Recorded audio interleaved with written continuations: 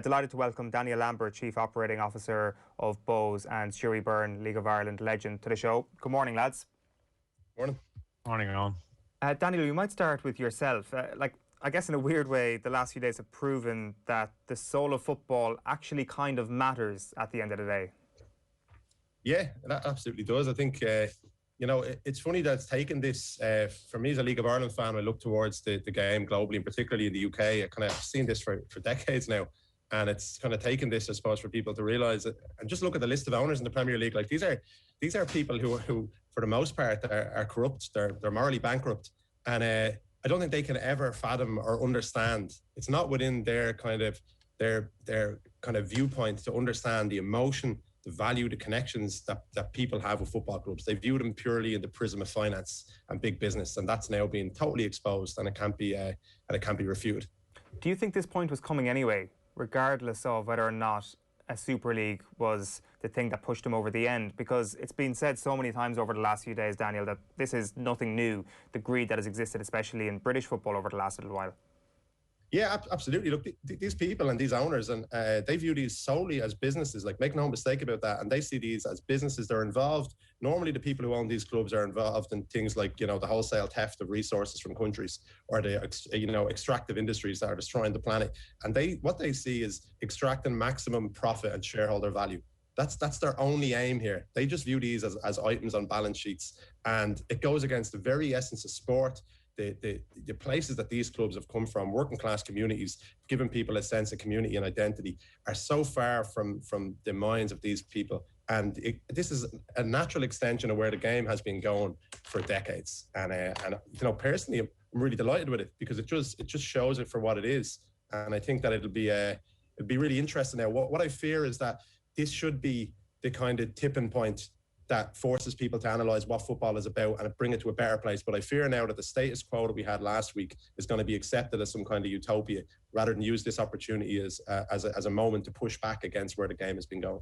Can I ask, when you looked at this through the prism of your own role with Bohemians, and I guess as somebody deeply involved with the League of Ireland, like, to put it bluntly, did you see kind of like a sense of slight opportunity here, even at the end of the day when these conversations are happening? Do you think that this could have some sort of knock-on impact positively for Irish people and their relationship with their local League of Ireland clubs? I'd hope so. I wouldn't view it as like, it is an opportunity, of course, because if people question their allegiance, say to Manchester United or to Liverpool, these clubs have bigger fan bases in this country than League of Ireland clubs. We know that. So that it presents an opportunity in that sense. What I'd worry about, though, is I think personally that we look at the league here in the 60s and 70s, we've lost several generations of people to the live game in Ireland, to the live football experience, and what that experience means, what it brings. And people, and the majority of football fans in the country, have maybe began to consume football rather than to be a part of football. And they're two very different things. To consume football through a TV, or to consume football from a distance as some kind of soap opera, is an entirely different experience, and to me a lesser experience than going to a game locally and engaging with the people in your area, with intergenerationally, people from different backgrounds and classes being together and experiencing sport. They're two very different things. And I think the game of football has lost that element, and that's not something that's easy to bring back. And I hope it does happen, but time will tell.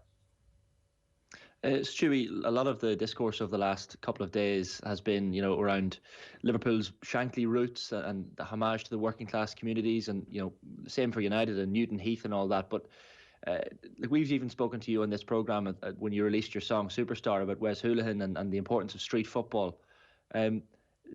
Do you think what has happened over the last 48 hours will remind people that football is a game that comes from working class communities, that maybe that's been forgotten with these the big clubs and the big bucks and the owners that only care for themselves? But do you think this whole situation will have reminded people of football's true roots? I do, yeah. I think that's exactly the result of it. I think the last year in particular has reminded people of their roots. I mean, people have gotten very nostalgic over, obviously because of the pandemic, and people have been locked up, and they've really started to think about, different things, their whole lifestyle, their culture, what matters to them. And from my point of view, I know I definitely sort of started to look back over the history of the game here and realised, you know, that, you know, it wasn't all that bad at times. When you think back to, I know Liverpool fans are thinking back to the Bill Shankly times, and Dan alluded to the 60s and 70s in Ireland here. There was a huge, connection with the community, with the game here. You know, there used to be huge crowds going to Dalymount Park and other stadiums around the country because there was a connection there, wasn't there? We didn't have, we didn't have live television. We didn't have, TV probably didn't come into the late 60s or maybe even the early 70s. So we weren't exposed to football in England or whatever the case may be. So people felt connected to the football club here, and then of course that all changed. And what's happened as a result of that is that it has gradually become this monster. It's out of control. It's completely out of control, and it's in the hands of people. And Dan again articulated it extremely well. I couldn't disagree with anything he said. I think he really nailed it. Football is now in the hands of people who just want money and power. And you only have to look at Real Madrid. They've been bailed out by the city of Madrid twice in the last 20-25 years, to the tune of hundreds of millions of euro. And so therefore, off the back of this, I'm delighted that this has kind of come out, and I'm delighted with the reaction. But I'm very much the same. I reacted kind of quite differently to this. I've switched off to the Premier League stuff probably 15 years ago, to be quite honest with you. I just seen it. I lost interest. I was playing at Shelbourne at the time, and I was very, very much a part of what I felt was something that was changing here. It didn't transpire in the end, but it gave me a sense of belonging. And I think that's hugely more important than anything else. So that's what I think what needs to come out of this. I think there's an opportunity now that we re-engage soccer fans in this country with the game here, and try to maybe offer them that connection that maybe they've been missing for a long period of time. Dan, for someone who is feeling a bit like Stewie at the moment, and maybe someone who has followed English football or has been a Liverpool or Manchester United fan or Arsenal fan from Ireland in recent years, but maybe feels a little bit disillusioned with the whole thing at the moment. And I don't know how many people are going to be put off Premier League football in Ireland, or Premier League Irish people who are put off the Premier League. We don't know how many people are going to be affected that way. But hypothetically, looking at the situation of their club and seeing the greed at the top of club ownership in England, but maybe for someone who doesn't have a League of Ireland allegiance at the moment, or maybe a team in their locality, whether it be their town or county, what do you say to those people who maybe need a little bit of convincing that the League of Ireland is where it's at for them? First of all, I'd say come to Dalymount, but they do well to get a ticket to Dalymount the last couple of years, to be honest. Thankfully, our games have been sold out. But no, look, Stewie absolutely got to the heart of it there. You need to look at what is football about. It does provide people, like Stewie said, the words belonging and connection. And that is what it's about, And I think that as a society, in Ireland, if we just think back for a second, that it seems like this is divergent from football, but it's at the core of it. People have extremely transient living situations because of the cost of property. So they rent and they have to move consistently, and that leads to isolation from their family groups. So they grow up in an area they can't afford to live in. Less people are involved in the church, obviously, right, for obvious reasons. But that was a cornerstone of Irish, kind of sense of place and sense of connection for a long time. That's past. Jobs, people have very transient work situations. They don't have vocations anymore. And then you look at things like like unions and things which become less relevant. So a lot of the touch points in people's lives have gone. This sense of who you are, what you're about, something that's consistent in your life. A lot of things that were taken for granted are now removed. And they've mainly happened because of big business and greed. You look at something like the work situation or the housing situation, that's born out of greed. And to then take something like football, that's more of an emotional experience and an irrational thing. Like, why do you attach yourself to a football club for your whole life?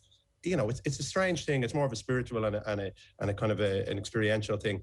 And for that to be taken then by big business isn't acceptable, because it destroys the essence of football. Football isn't a business. It's a game and it's a sport. And business can have a role to play, but it can't consume it.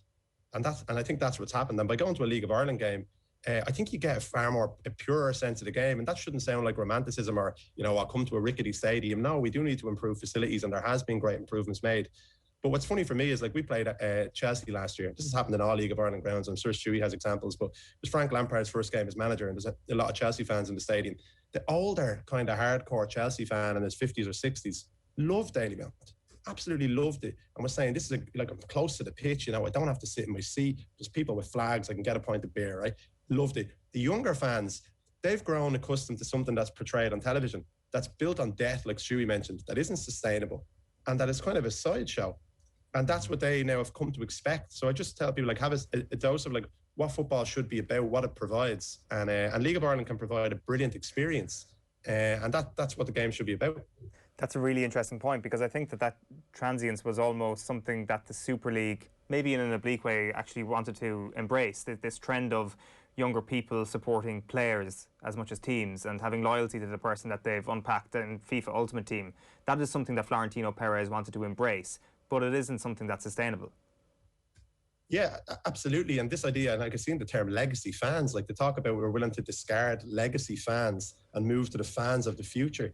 Like, this isn't a tech company, you know, and I just, again, once you get into these kind of areas of speak, what it seems like is consultants and people involved in global business have put their mechanisms of control that can work in loads of industries where they can make a vast amount of money.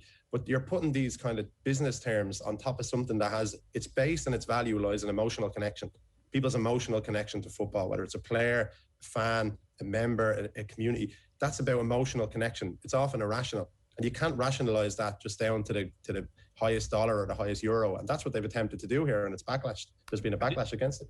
On the game's being run by agents and big business. You know, there's extortionate amounts of money being traded on players here. You know, 50, 60, 70 million. Agents are getting half of that. It's disgusting what's happening, you know. And I'd be a little bit more you know, this whole deal, there may be a lot more malice behind this than just having this, you know, utopian Super League where everything is wonderful and great. It's a little bit like WALL-E, you know, the scene in WALL-E where everybody just are on the ship and everything's handed to them and screens and it's perfect. Like, you know, I think there's a lot more malice involved here. You know, you're talking about big business getting involved with banks. They're effectively trying to ring fence their future, secure their own future against economic downturns or whatever. And I don't think it's a coincidence that this happened a year after COVID came in.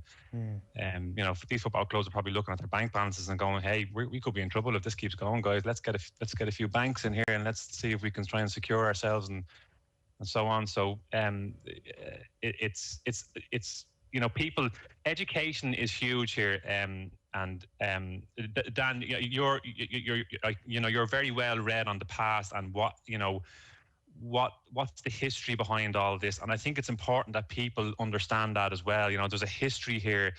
This hasn't just happened in the 10 years or since 1992 when the Premier League came in. There's a history that goes right back. I'm talking about, you know, the Irish connection here goes right back to the you know, post World War II, the 50s, the 60s, huge unemployment in Ireland. People were leaving the country in their droves in the 50s, and they got this connection that they weren't getting here. They got it with England and so on and so forth. We won't get into that now, but history is a huge part of it all, and educating people on why why League of Ireland is in the state it's in at the moment. You know, there are reasons. You know, it's not just because the game is crap here. The game is fantastic. We have wonderful, fantastic players.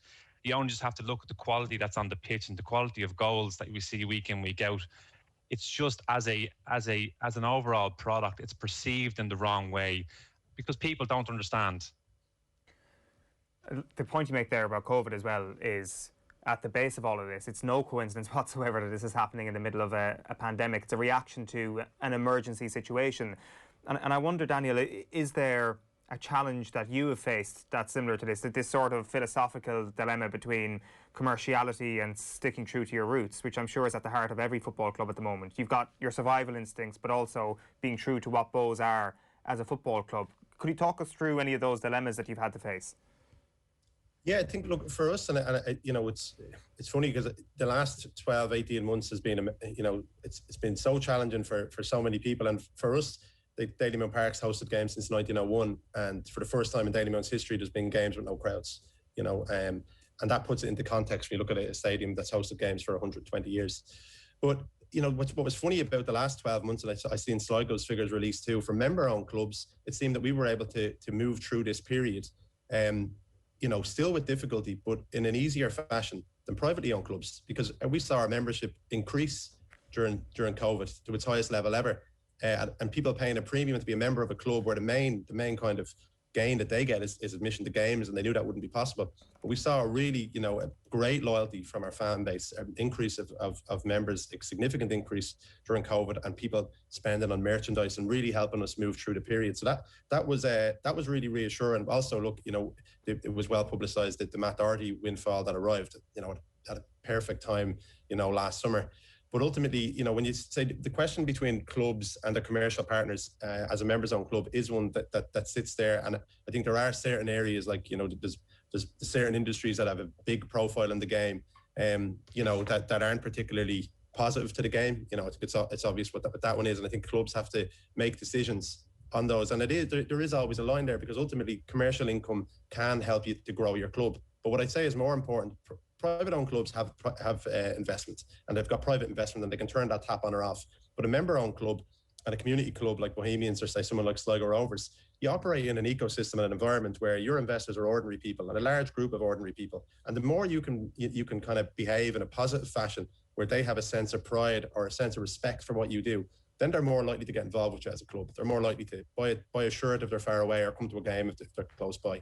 And ultimately, it's having those kind of a positive outlook and act in a positive fashion that will make the club stronger, and that improves the football on the pitch and allows you to navigate a period like now a lot easier. So I think it's not as simple as accept, you know, all money that comes your way commercially, because if that goes against the values of the club, and ultimately what we're talking about here and what's happened over the last week is about core values. If they're destroyed, then the football club ends up with no real position. It's just a business then. And again, football clubs are so much more than that. Dan, can I just ask, and Bohs social media channels have posted out this video that I know did the rounds a year or two ago, whenever it was, directed by Jamie Goldrick, I think. The great video of the kid in his Manchester United jersey up in his bedroom, and his dad calling him down and watching a match on TV. And I think that you know, the slant you were going with was terraces, not TV, and getting fans out, and kids out especially, to these matches. Have you sensed something around the League of Ireland in recent years that there is more of a desire for people in the localities to get out and watch matches regularly? And how do you think the events of the last 48 hours will impact that? Yeah, I think they'll make it more likely. Ultimately, the concept for that video came from the fact that we began to see people come to Dalymount who ultimately were Premier League fans, but they'd seen their kids just kind of be consumed by technology. Kids who are watching iPads and watching TVs, and this was an opportunity for them. And the video kind of gets to the idea that you'd spend time with your kids, you know, and experience football as a family unit together in the real world rather than on a sofa. And that was the kind of aim of it.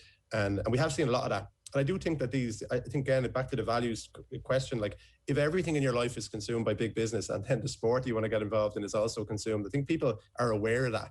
And they're maybe saying, right, this isn't the positive thing.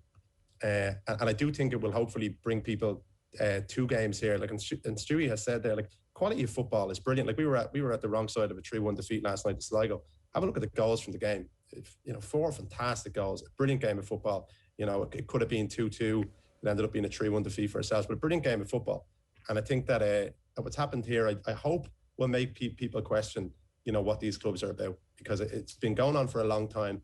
And if we resort to the status quo, as I said, as we were last week, where it's just, okay, we're happy with the revamped Champions League and the Premier League, and people then forget this, I think that's an opportunity lost. Without question. Stuart Byrne, last one to you then. This obviously comes at the back of 9 months or so without fans in grounds. There is this distant relationship that people will have with the Premier League anyway that's only become more distant over the past year. Will that drive people towards their nearest football ground here? Are you encouraged for the future as a result of the way British football has acted over the last little while? I am encouraged. I've been encouraged for a while, and not just off the back of what's happened in the last couple of days, but even through, you know, just from talking to people in my own job before COVID, I felt there was, you know, these bar stools, football fans that were starting to kind of maybe question why they even watch some of the Premier League stuff, and they were trying to re-engage back with Irish soccer. So hopefully this might be a big part of getting soccer supporters here to start looking a little bit more locally. Hope we will definitely get crowds back in at some stage this season. I'm sure of that.